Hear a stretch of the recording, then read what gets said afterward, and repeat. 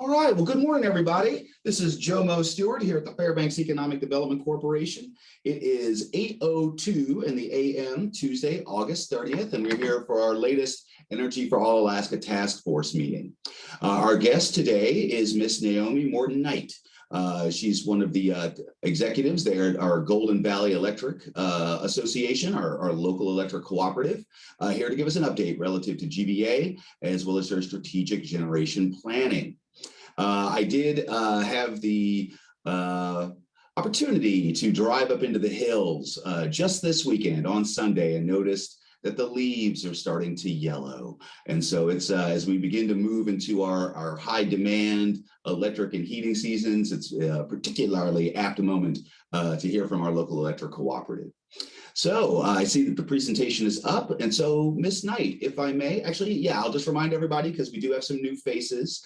The format here, we're not as parliamentary as maybe some of the other committees upon which you serve or that you monitor.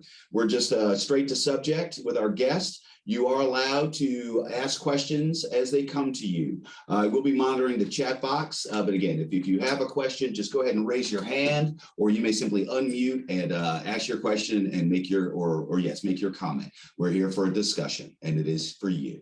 All right, without further ado, Miss Morton Knight, please, the floor is yours. Great, thank you, Jomo. Good morning, everybody. I think I know almost all of you. Thank you. I appreciate this opportunity, and it's kind of good to see everybody. And so I wanted to give a brief overview. This is kind of a big step forward from Golden Valley Electric and defining a plan that we're working towards in a strategic generation plan. And it is impactful to not only us, but our community and our members. And open for questions anytime, and definitely at the end also.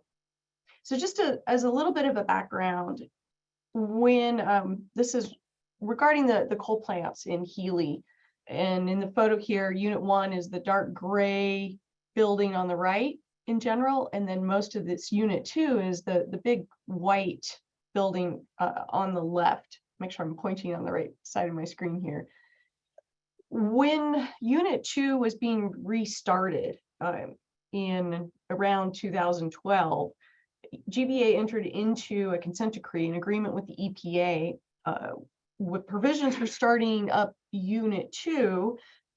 In this court document, GVEA agreed to either retire Healy Unit 1 by the end of 2024 or install additional NOx controls on Unit 1, which with NOx, the primary emission concern is regional haze near the park, which we're really close to near Denali Park. With either choice, GVEA needs to notify EPA by the end of 2022 what our intentions are. So we're coming up on, we needed to make this decision, what we're going to do with Healy Unit 1.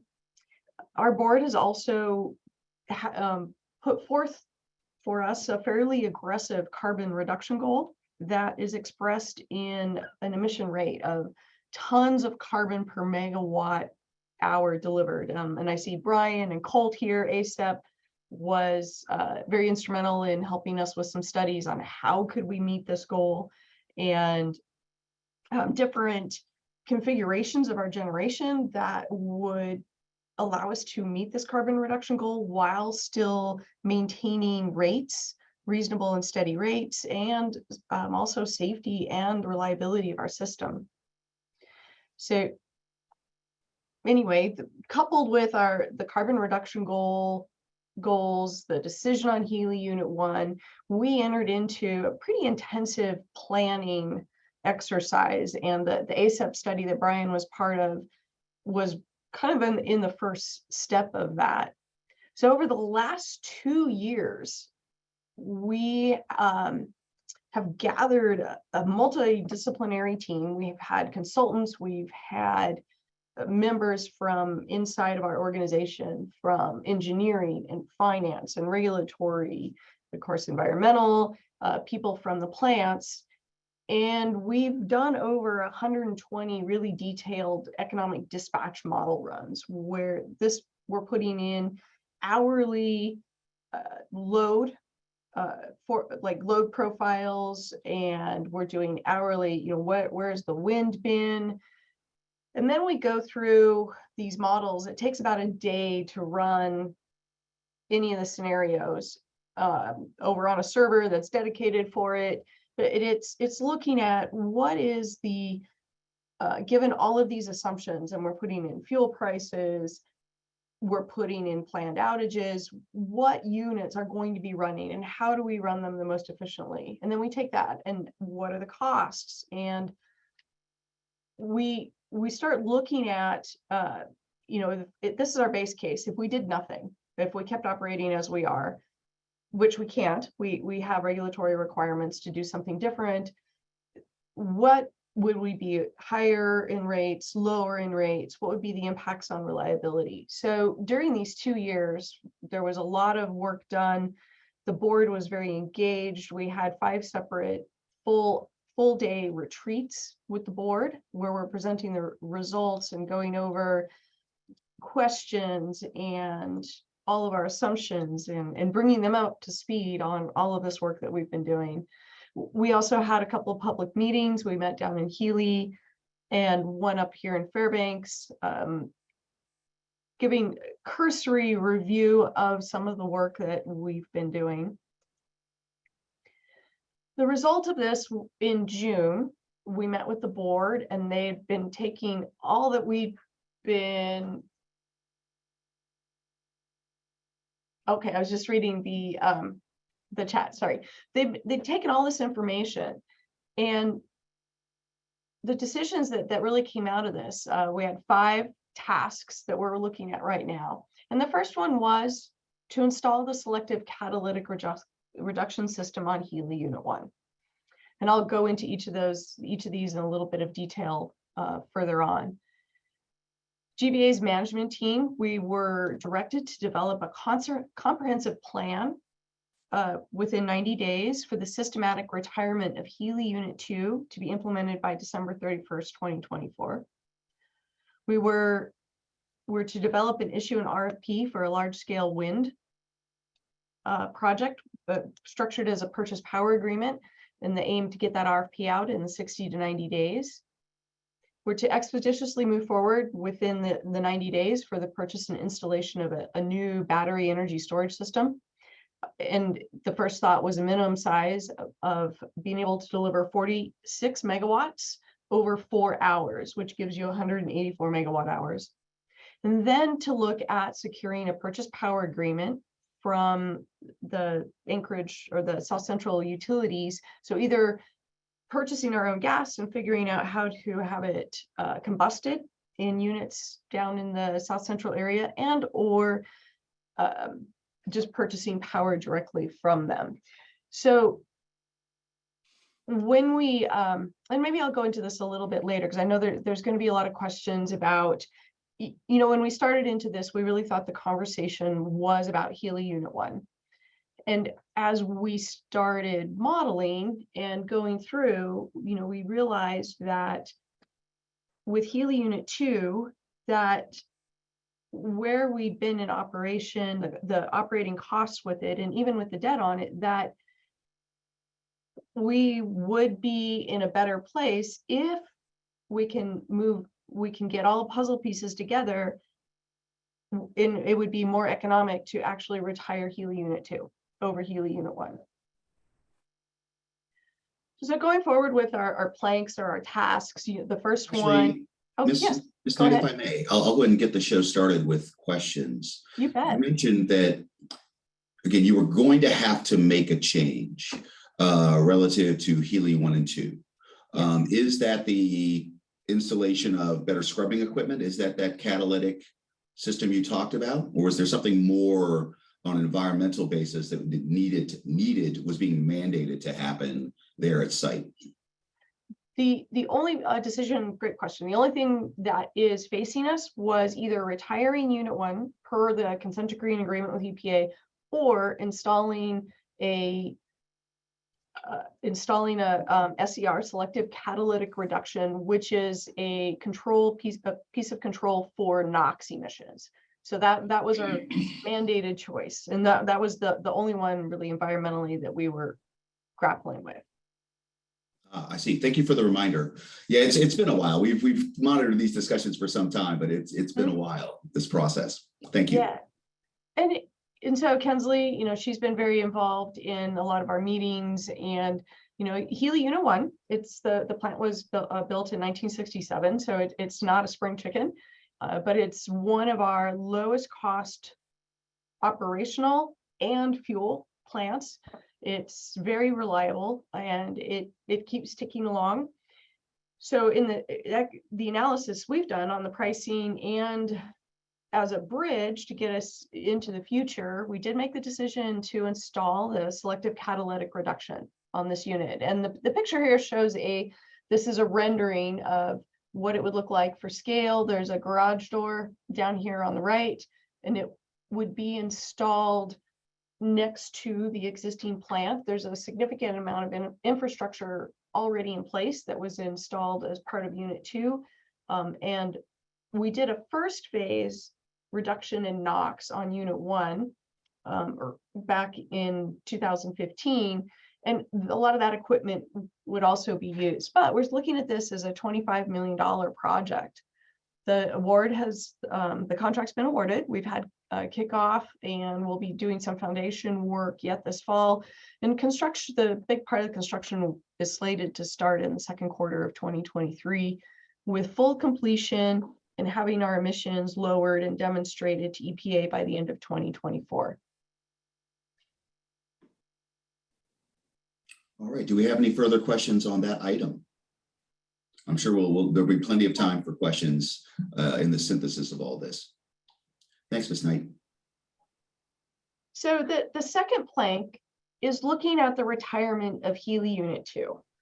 And it's a fairly involved process, and there's a lot of pieces that will need to fall into place.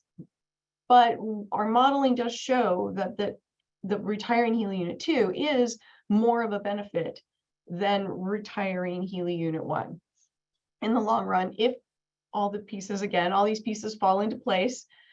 So a lot of the things that we're looking at, and there's a lot of some very big internal groups that have been spending a really concerted effort understanding all the plant systems. So Unit 1 and Unit 2 they're very intertwined. So this group is working on really understanding what all the infrastructure systems are and what would need to be left in place or separated, what is needed for Unit 1 independent operation if Unit 2 is retired. Also looking really carefully at repurposing potentials, obviously with all the current funding opportunities, particularly with DOE, there's a lot of interest in repurposing plants such as this. So there's evaluating all sorts of options for what could this facility be used for in the future.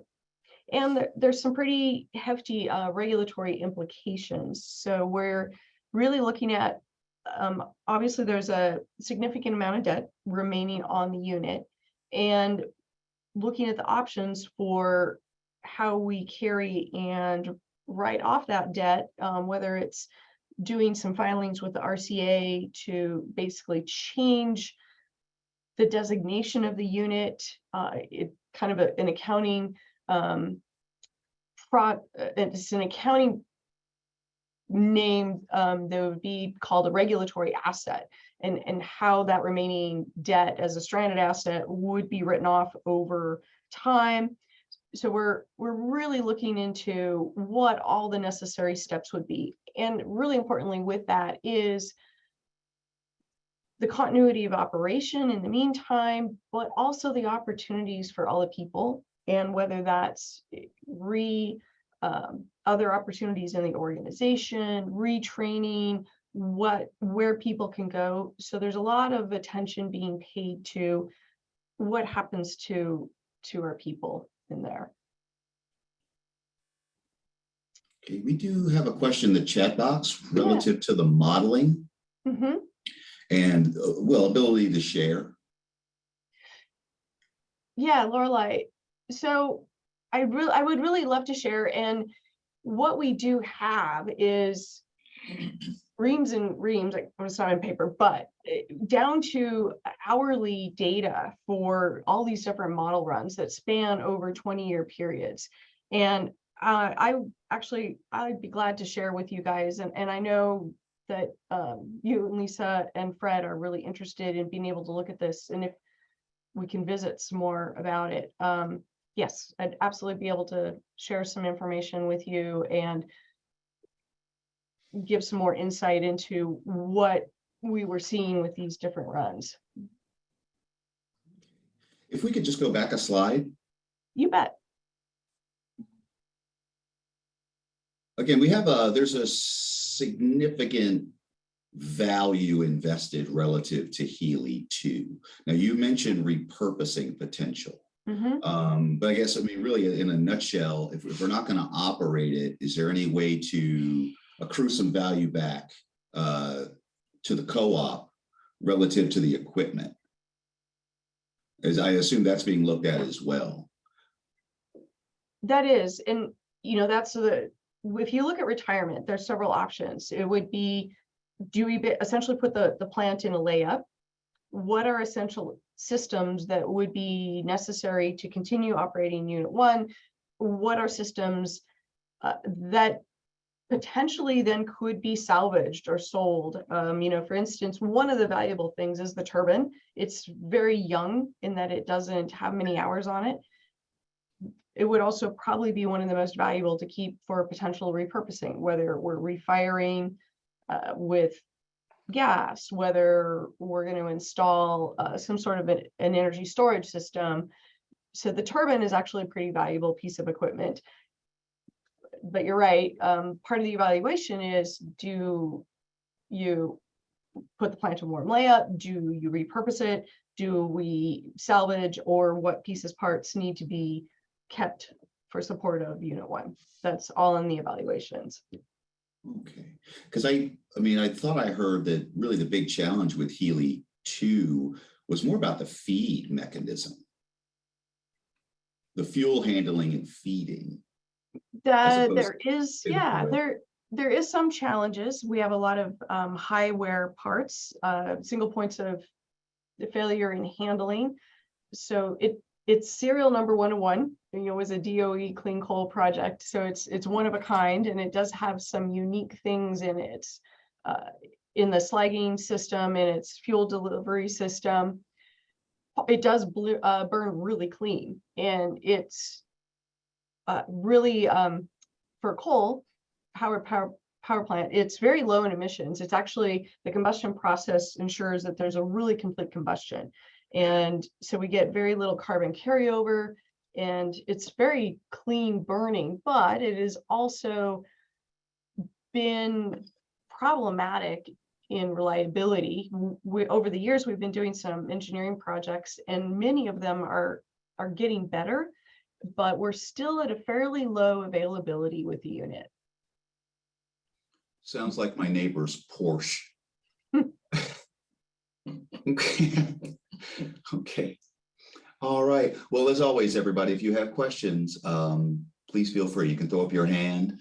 Okay. Thank you. Yeah. I'm going to look to myself here. So in part of our modeling, we've been looking at various size wind projects to do an additional wind project. And one of our big challenges with intermittent renewables, there's quite a few challenges with them, but one of the biggest is actually just what we call it regulating and following the wind. When the wind's blowing, having something at a low idle, when it slows down, being able to have this other generation come up and fill in the gap so that the output is basically consistent. And so part of the BES upgrade, which I'll get to next, is really looking at helping support the first phase of additional wind. In this modeling, we did run scenarios of what we would need to do to meet if you remember, the governor's proposed renewable portfolio standard, which was another very aggressive carbon reduction, or actually it wasn't carbon reduction, it was a renewable portfolio proposal. So we did look at what it would take to meet that. So our first step that we're working on right now is actually going out for, we're just finishing up a request for qualifications to get a third-party assistance in to really help us develop the RFP that's going to go out for asking for wind development, and to guide us through negotiating a purchase power agreement and how we want to shape that. CEA has gone out to do a fairly large wind farm, and that's Chugach Electric. So we're looking at how we might be able to collaborate with them to maybe take part in theirs, or what options there might be. One of the complications we're dealing with right now is we do have a filing with the RCA. The Delta Junction Renewable Resources is a project that filed as a qualified facility. And so we're going back and forth with them and with the RCA right now with that filing. And they're looking at a 30 megawatt wind project, some supplemental battery.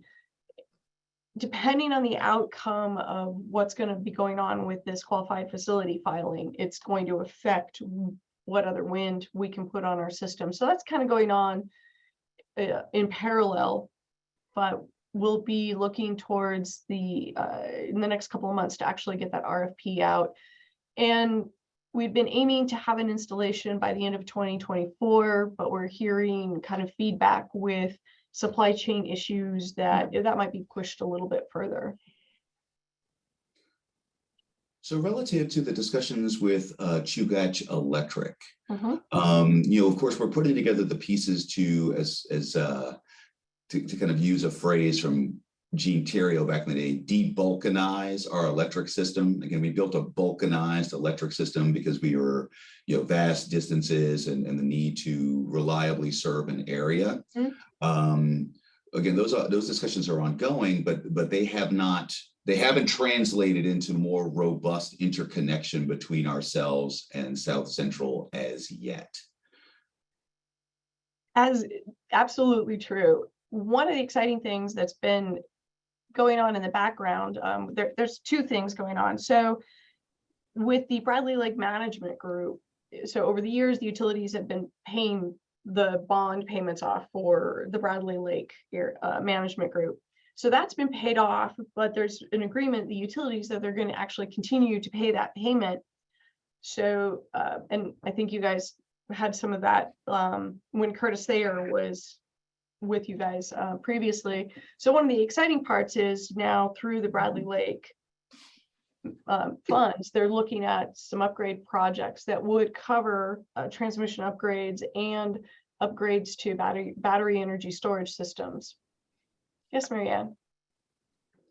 Yes, to follow on what Jomo just said, energy independence is so critical for Fairbanks, and the single point of failure is the transmission line when you rely on South Central. Are you looking at other reduced carbon alternatives, such as maybe using LNG for one of your turbines, or micronuclear with zero emissions? And just wondering what some of those other options that are out there that would provide that energy security for Fairbanks and the interior.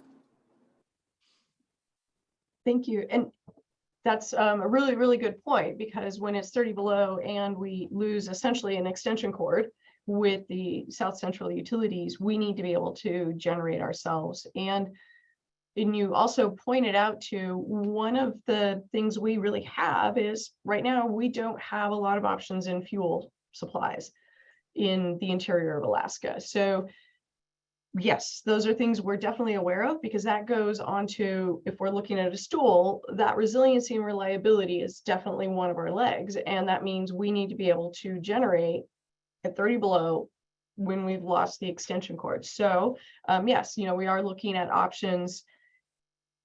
For instance, if you're looking at the nuclear options and the small modular reactors, right now, that isn't a technology that we can go to at the moment, but we're definitely keeping an eye on it. And so a lot of what we're looking at right now, we're kind of viewing as a bridge to get into what's coming in 10 years. And, with fuel right now, and even LNG, everything needs to be imported in, and that comes at does come at a cost premium, and balancing that with how it affects the overall rates. So we're definitely looking at it and definitely aware of it. Elmer, I see you have a question. Take yourself off mute, sir. Yes, sorry. My question is kind of small relative to the size of the scale of your other planks and things, but I'm thinking about small scale solar producers and the consequences to them and what the future, the 10 years down the road or something would look like for that. No, we're definitely aware of it. We have in our MAC committee is looking at recommendations to the board for community solar. We are continuing to actually look at being able to add more of the utility side solar, but there'll continue to be support for the small distributed solar installations. We're definitely aware of that and keep supporting it also. And Elmer, I don't know if you remember, it's been a while, but Dawn was a friend of ours and we were neighbors growing up, and over up on Marmot Hill. So okay. Hello again. Hi, that's where I am. Okay, thank you. Yeah. That's awesome. By the way, Ms. Knight, just to let you know, you have an option. Again, if people ask questions for which you've got something, primed for later in the presentation, you're allowed to say so. We are allowed to embargo questions. I will, though, ask this one now because we're on wind. One of the challenges we had during the last cost of energy crisis was the fact that the most responsive unit on GVEA system for chasing the wind ran off of very expensive diesel distillate, oil distillates. So I'm sure that's playing into this thought process as well. And that would be similar, I think, to solar. Again, just what do we have available to balance these intermittents? Right now, what we do have available, and you're absolutely right, the unit that we currently uses distillate fuel. It is refined locally, so that is a benefit in the resiliency, that it is refined locally. It doesn't have to be brought in. We are facing down the road with some of our units, as Lou's very aware of, in response to the PM 2.5 issues, some of our units are going to have to go to an ultra low fuel, which has to be imported, which is going to increase the price. And we're going to have decreased resiliency with having to import ultra low for some of our units starting next year. So that is something that we're aware of and also planning on, and working with DEC and EPA and local storage options to try to mitigate risk associated with having our fuel source further away. So, we are really excited about any possibilities for getting gas in the interior, because that opens up some other options. And I'm going to segue a little bit into, you've mentioned a couple times, Jomo, that yes, some of our units and what we use to follow the wind are burning a distillate fuel, which is very sensitive to the price volatility, where our coal-fired fuel is very, very stable priced. And this is important for businesses. We would like our rates to be as low as possible, but understanding for business that it's not just low cost, it's having predictable costs so you can plan. And when we're really reliant on the volatile oil-based fuels, our prices, and you see this in our quarterly cost of power fuel-based adjustments to the rates, our rates can be very volatile with the fuel oil volatility. And that isn't very easy for residents and or businesses to plan for. So in the long run, one of the things we would really like to do is to stabilize and not have as much fluctuation in our rates. That's actually our mantra for energy here at FEDC. It's, attempt to reduce and stabilize and diversify. Yes, and diversity, again, diversity in fuel, diversity in the systems. You mentioned transmission upgrades, and the other thing that I didn't get to, there's transmission upgrades going possible with the Bradley Lake money, but also under the Infrastructure Act, there are other funding opportunities for transmission upgrade that, and potentially down the road, even some more redundancies that will add resiliency to our whole rail belt system and decrease the vulcanization and the islanded aspect of the rail belt utilities. It's ongoing. It's not as fast as we'd like it, but I think we're, for the first time, moving more cohesively towards this common goal. Thank you. So our number 4 task, our battery energy storage system is, when it was built 20 years ago, was the largest one in the world, Guinness Book of World Records. Very proud of it, and it has served us well. It would do 46 megawatts for around 12 minutes, which is, it's helping a lot stabilize the grid. It's helping cover outages and being able to bridge till we can fire up other generation so we don't have to keep a unit spinning in the background waiting to take over if there's an outage. The BES can, what we call spinning reserve, it's basically waiting to take over to bridge us to get other units started. It's 20 years old. 4 out of 4 strings of batteries, 2 of them are not in very good health, and the control system is outdated and needing significant amount of upgrades. So back in 2020, we had gone out and we were getting bids and looking into what were our options for upgrading and or replacing our BES facility. A lot of the work we're doing right now, we're working with NREL with some DOE grants. They're helping us do a bunch of modeling, and then other modeling that we've done. We're really zeroing in on what size of battery is going to serve us best, balanced with the cost. What is the best cost to benefit that we can achieve with doing a new battery system, understanding that they're expandable, that we could do another later. The other thing we're really defining is fully characterizing the functions that this battery, we want it to provide on our system. As I said, there's grid stability functions, there's the spinning reserve functions, but we're really looking to having like a lithium ion system that can help regulate wind. Now, if we're looking at it's going to be a limited time, but if it can be over 2-4 hours being able to help regulate wind, that can also offset some of the thermal petroleum powered generation that we're using for the wind. So we're pretty excited. We have an RFP that's going out this week to get updated pricing, and want to get going and have this system in place also by the end of 2024. Any questions on that item? Because that is a really neat item. Okay, we'll let it ride. Okay. So the last leg that we're working on right now is securing a firm purchase power agreement for natural gas fired power from the South Central utilities.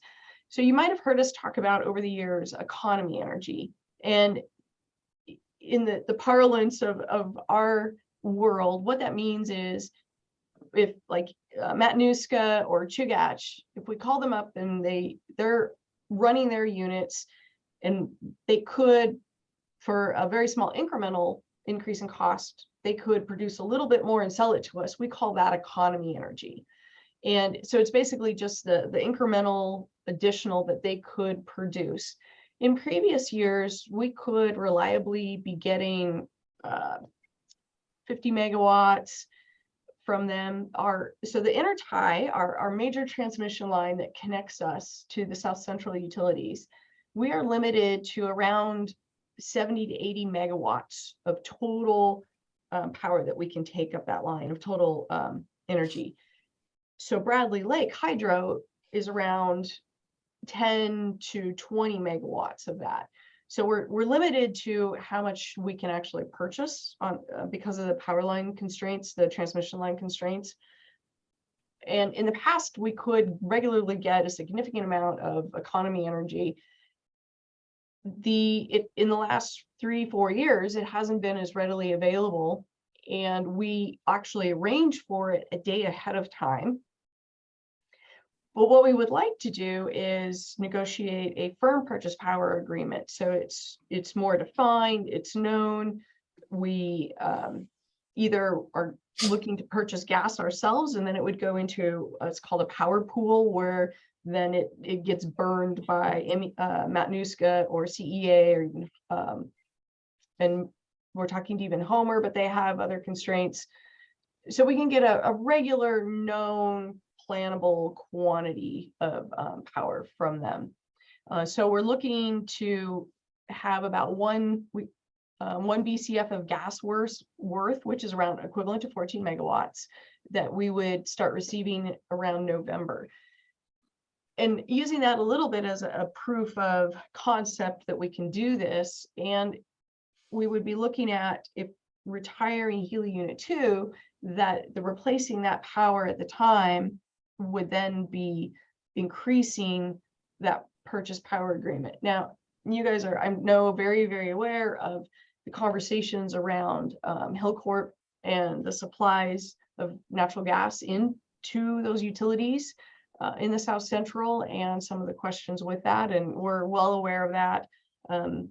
This is, we're really looking at probably in the 5-year horizon before, as a bridge to, okay, where are we going to go next, or understanding more of what's going to shake out with the gas supply in the Cook Inlet. And if we do get a go from the Alaska LNG also, there's a lot of things in play right now and a lot of unknowns. So this dovetails just a little bit with Ms. Peace's question. I was not aware that you all were going to be forced into using ultra low sulfur diesel. I knew that it was something that we were hoping to avoid on a residential basis because of the cost impact. But okay, so now we've got a higher price point on our distillate fuel. The only group that I know of that's been able to achieve a longer term contract out of the Cook Inlet with Hillcorp is the Interior Gas Utility, which now has rather robust storage capacity for LNG here in town. You all have run the numbers or have discussed with IGU the possibility of, rather than relying on the South Central utilities and the extension cord, their logistics train with in-town storage?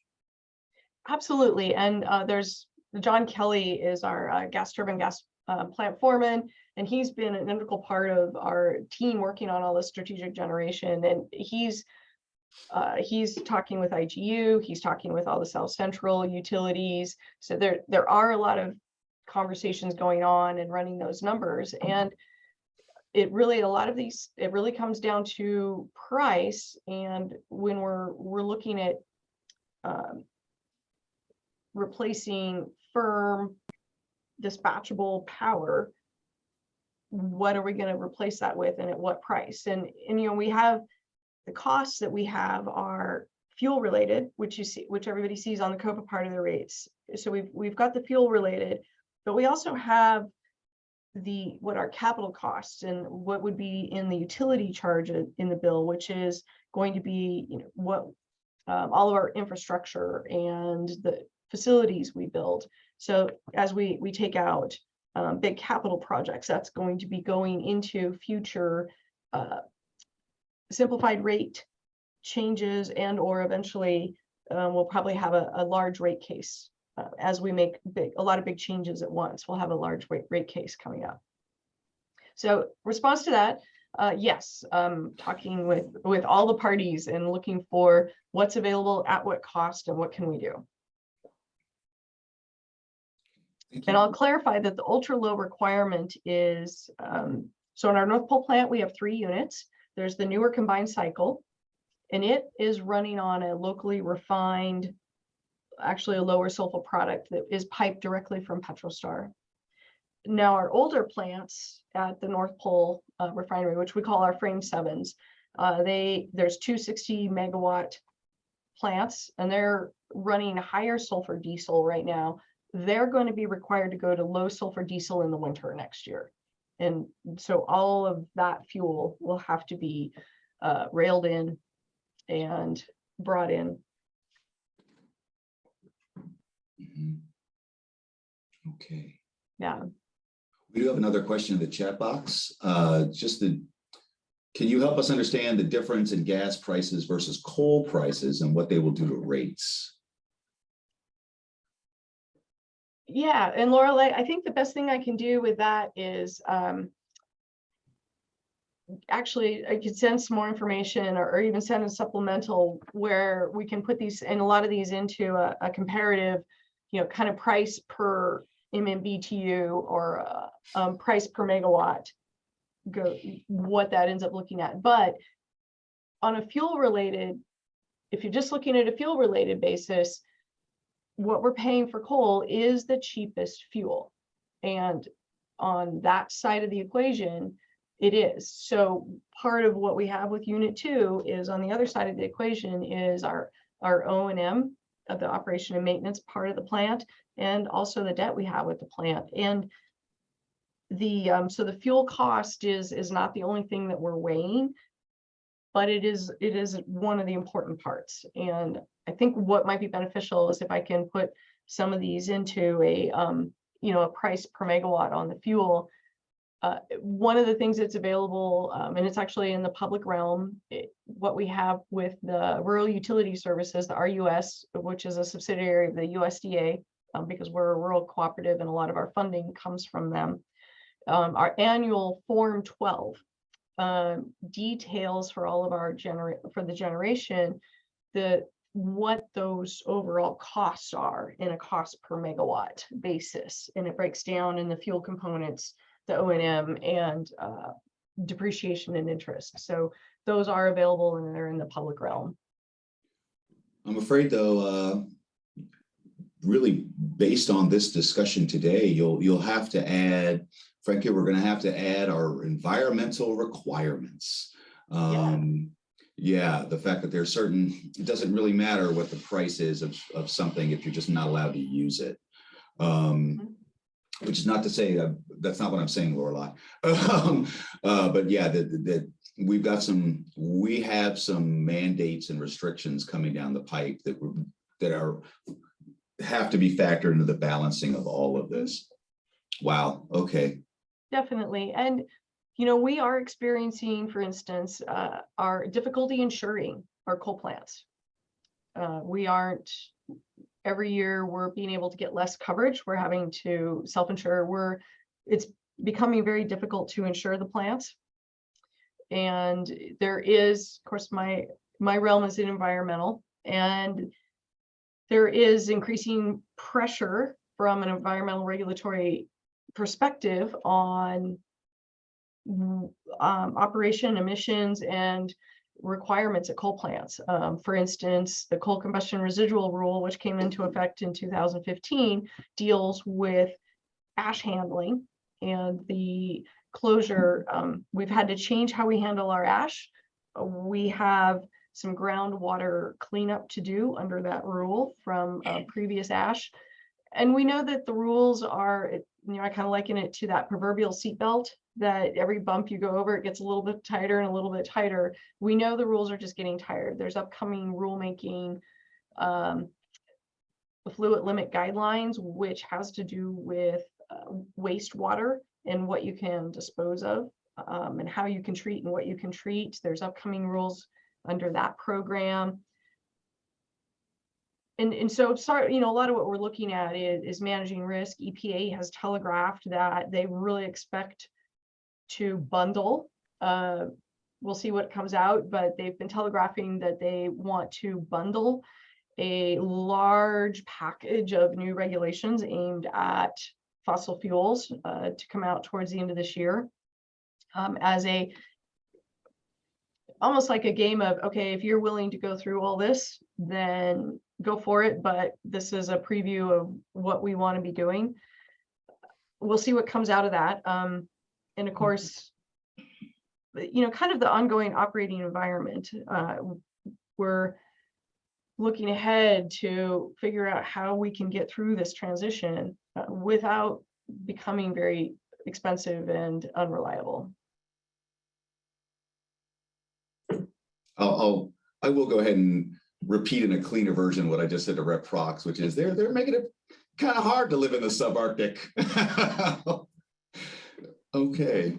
Yeah, no, we definitely have some of our unique challenges, and we do operate in an islanded grid, which has its own challenges for maintaining. We have to maintain voltage and frequency stability on this grid, and though that takes some planning and it takes equipment. These large plants, like the coal plants, they provide what we call inertia.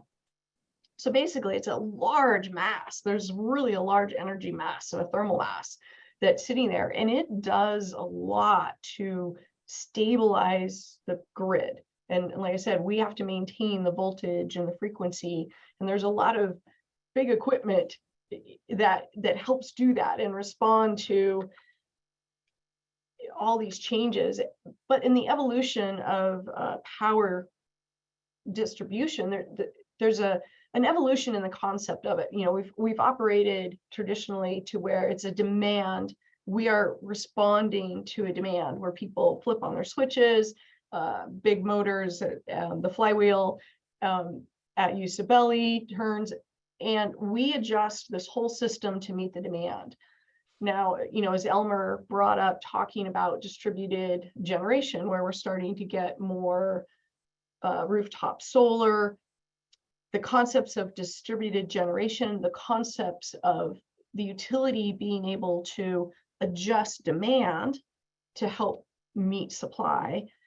And now, even with EVs, now this concept of distributed storage is coming into play, where, if you have a large penetration of electric vehicles, the utility could manage those batteries as a source. So instead of having so much of our own battery energy storage in one location, that battery energy storage might be spread out amongst a bunch of houses where people are charging their EVs at night. And the utility can help balance, well, maybe we're going to slow down that charging a little bit so we don't fire up this plant, or we could run this plant more efficiently if we actually supply a little bit more.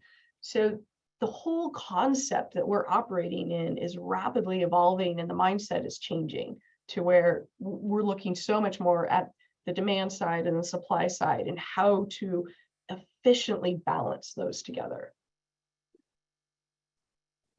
Wonderful, thank you. Okay, well, just a note, looks like we're nearing the top of the hour. So we'll allow Ms. Knight to proceed. But of course, again, this is, okay, There we go. have it. Now, did we get to the fifth thing? That the fifth one was the natural gas. Okay. Yeah, that was the natural gas firm purchase power. Okay, well, can we just go back to the last slide, because that is certainly it's a good visual image of again, what we're working with both on a local and a statewide basis by seeing all of the utilities and their service districts. Correct. All right, well, I would open up the floor. Thank you very much for this discussion. I've got ideas for so many further presentations. Starting with, I may need to call GVEA and see if Ms. Bailey might come do just a presentation on our electric bills and what goes into each component. Because I've always been a bit curious on that front. Actually, I think that would be a really good conversation. And, understanding the different components of it and the impacts and what we've kind of quantified in some of this, the impacts to some of our large industrials, which make up a significant over a quarter of our total load. So our large industrials are very impactful to both our rates and our load shaping. Yeah. Actually, we've been having that conversation a little bit relative to the Moncho proposal and extending the life of Fort Knox, recognizing that Fort Knox and its load essentially carries about a third of the burden. And what happens if they go away as a single customer? Okay. Well, again, everybody, I would open up the floor to questions. This has been a great presentation. Rich, good to see you, sir. Oh, thank you. I'm going to diverge a little bit here because I really appreciate having an environmental engineering aspect here, but this is on the other side of the equation, the receiving side. The resilience that I worry about is what happened in July with the windstorm. I happen to be aware of the manager for the maintenance and power lines of GVEA, and I heard a report that the July power outage was the worst one in 20 years. And it's coming up on, it's really a climate change issue. The wind is coming up, it's more common. And I just wonder I know you do a good job in clearing power line right-of-ways, but there's this whole cooperation thing of trees growing up that are now 100 years old all along the power lines. Everywhere I go, walking around my neighborhood, driving around Fairbanks, there are threatening trees all along the power lines. This is going to be a problem for another 10 years. And I wondered if GVEA could start a kind of a self-perpetuating motivational thing where you could sanction certain companies to go out and shop for trees to use and sell for firewood. People could be paid to take their trees down for the firewood value. You could have sanctioned groups who have insurance that could do it safely, maybe the same people who contract for the power line clearing. It seems as though this kind of, what's the word, preparatory, anticipatory kind of design needs to be done for the people who are on the receiving end. I went through the 1992 power failure.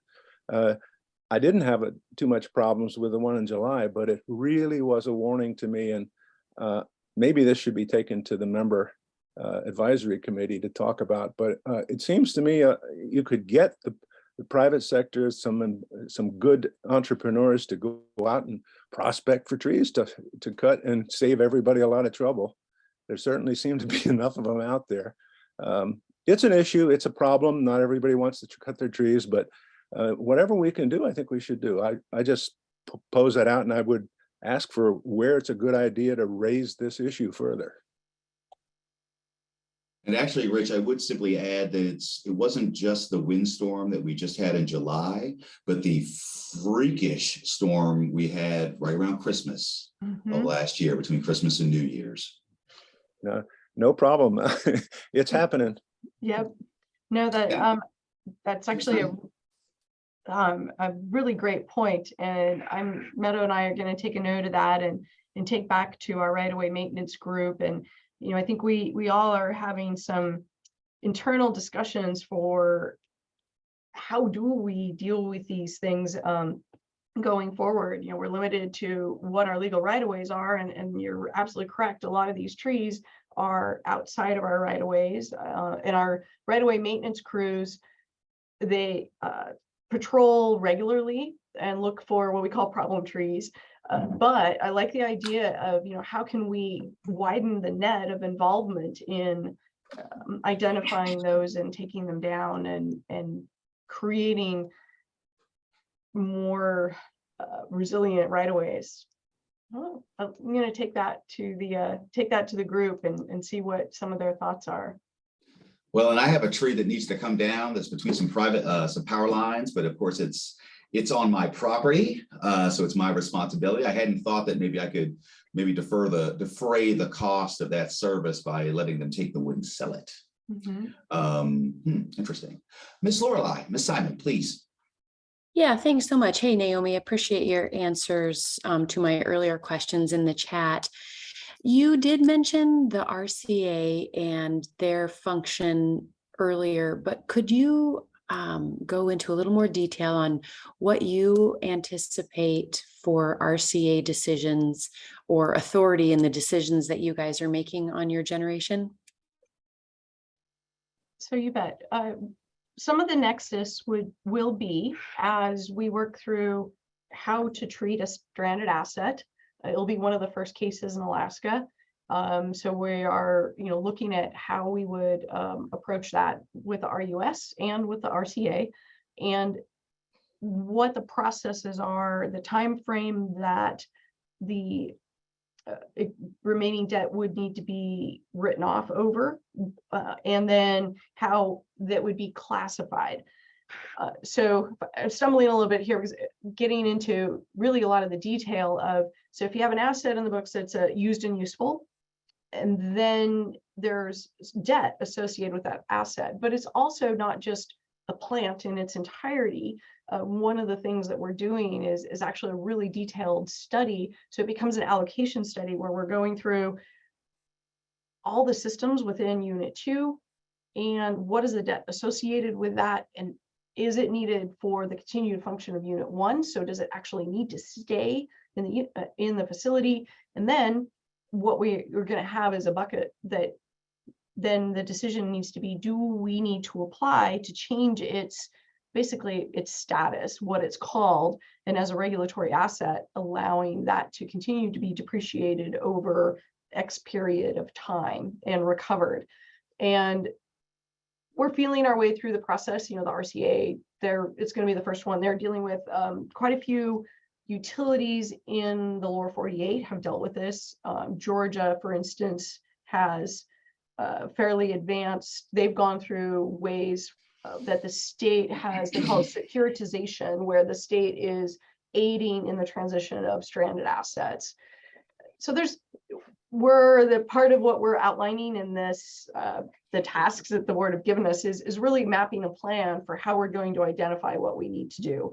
And then also the RCA will be reviewing, as we go through rate adjustments and adding projects, they'll be involved also. And we didn't bring up, but also is the ERO and the RRC, which is, and I'm going to forget my Senate bill. So basically, it's been the legislative mandate to form a Rail Belt Reliability Council, a unified Rail Belt group. And so we're anticipating, so basically it was legislated, it went to the RCA. We're anticipating that group is going to be certificated later this year. And part of what they're going to be looking at is Rail Belt wide integrated resource planning, and they will essentially have siting authority at that time. So this is another entity that is going to be a part of the development in the rail belt. At this time, it isn't completely legally formed and have a legal mandate, but it is going to be coming into play. All right. Well, Ms. Morton Knight, I just want to tell you that this has been an excellent presentation. We really appreciate it. Really appreciate it. A lot of great information there, and a lot of stuff to think about. So again, thank you very much for making yourself available. Thank you very much to GVEA, our local electric co-op, for working through these very complex issues. Again, price is always a factor, and it's going to be a major factor when you're in one of the coldest, darkest major metropolitan centers on the face of the planet. But of course, so is reliability, safety. The lights have to stay on. So again, thank you very much. Speaking of a subject that was broached lightly during this conversation, our presentation for next week, we are going to have representatives of Ultra Safe Nuclear Corporation to discuss cutting edge, smaller scale nuclear. We are tracking here at FEDC, as I know they are across the interior and really around the country. The discussions of deployment of a demonstration micronuclear reactor at Eielson Air Force Base. This isn't directly that conversation because the RFP is still awaiting release. It's still in the works. But again, just a little bit of information relative from one of the companies that are in the game. Information on those micro, small scale, cutting edge nuclear reactors. All right, everybody. Again, Ms. Morton Knight, this has been a great presentation. We really appreciate it. And for everybody else, hey, have a great rest of your Tuesday, a great rest of your week. Have a great Labor Day weekend. Good long weekend, everybody. And we'll see you next Tuesday. Thank you all.